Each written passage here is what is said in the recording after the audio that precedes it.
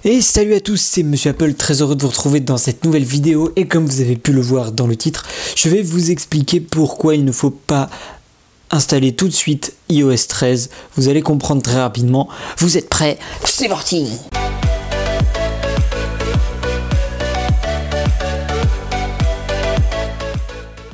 Cette année, il faut savoir que les nouveautés sur iOS 13 sont tellement nombreuses et très importantes qu'il est plus que temps de mettre à jour immédiatement son iPhone.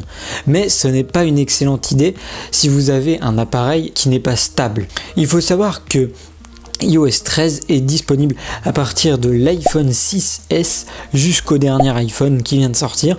Tous les iPhones en dessous de l'iPhone 6S ne sont pas compatibles avec cette nouvelle version d'iOS. Disponible depuis jeudi soir dernier, iOS 13.0 contient de nombreux bugs assez inhabituels pour une première version d'iOS, normalement finale. De nombreux utilisateurs rapportent des plantages nombreux d'iPhone, des soucis dans l'édition de photos ou des vidéos qui est la chose phare de cette nouvelle version, des mails qui perdent le nom de leurs expéditeurs, des freezes, des redémarrages, etc. Des applications qui se ferment toutes seules, plein de choses comme ça qui ont été rapportées sur différents sites internet et blog. Au vu de la situation, il apparaît qu'iOS 13 a été trop ambitieux pour être correctement réalisé dans un temps imparti pour Apple et les développeurs. Apple a donc manifestement été obligé de sortir une version non fignolée le 19 septembre dernier en raison du lancement des iPhone 11 équipés de base d'iOS 13 et de l'Apple Watch Series 5 qui nécessite iOS 13 pour l'installation qui sortait le lendemain. La vraie version finale d'iOS 13, celle qui aurait dû sortir le 19 septembre dernier, est iOS 13.1. Preuve en est avec l'empressement d'Apple pour rendre cette mouture disponible. Programmée pour le 30 septembre, iOS 13.1 arrivera finalement ce soir après la sortie de cette vidéo, normalement à 19 h si vous regardez cette vidéo en temps et en heure.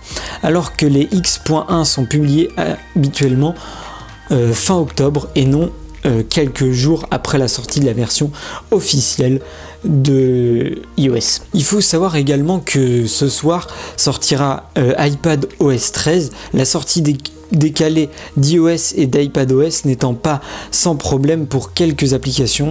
Plus vite le système pour iPad est disponible, mieux c'est. Les ingénieurs de Cupertino ont sûrement multiplié les heures supplémentaires pour avancer la sortie de ces versions. Le lancement de l'iPad 7, lui, est toujours prévu pour le 30 septembre prochain. Si vous vouliez vous le procurer. En bref, si votre iPhone est d'ores et déjà sous iOS 13, ce n'est pas une catastrophe en soi. Vous passerez peut-être entre les bugs et iOS 13.1 sera très rapidement disponible comme je l'ai dit précédemment.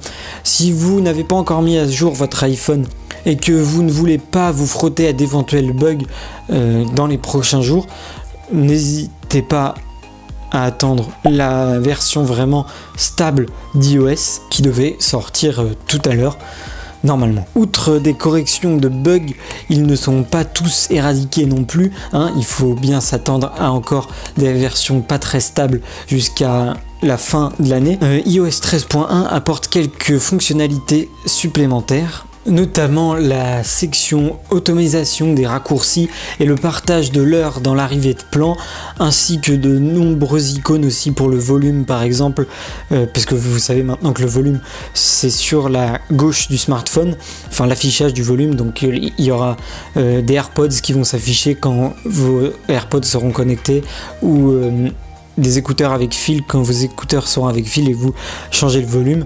Il faudra encore faire preuve de patience avec le partage de dossiers dans iCloud Drive qui est malheureusement remis à plus tard et qu'on attend fortement sur cette version puisque c'est vraiment très pratique iCloud Drive pour se balader entre un Mac, un iPhone, un iPad, etc. Voilà, et juste pour vous dire que tous les produits qui ont été présentés récemment me font énormément d'œil et je me retiens de ne pas les acheter puisque sinon ça va faire un gros trou dans mon compte en banque. Mais peut-être que d'ici la fin de l'année ou début de l'année prochaine, je arriverai à renouveler ma collection Apple et ça me ferait extrêmement plaisir. D'ici la prochaine vidéo, n'hésite pas à me dire ce que tu en as pensé dans les commentaires. Si toi aussi tu attends les prochaines versions pour installer iOS 13, ça me ferait extrêmement plaisir de connaître votre avis. D'ici la prochaine vidéo, porte-toi bien, fais de belles photos, de belles vidéos et ciao ciao tout le monde. Wouh!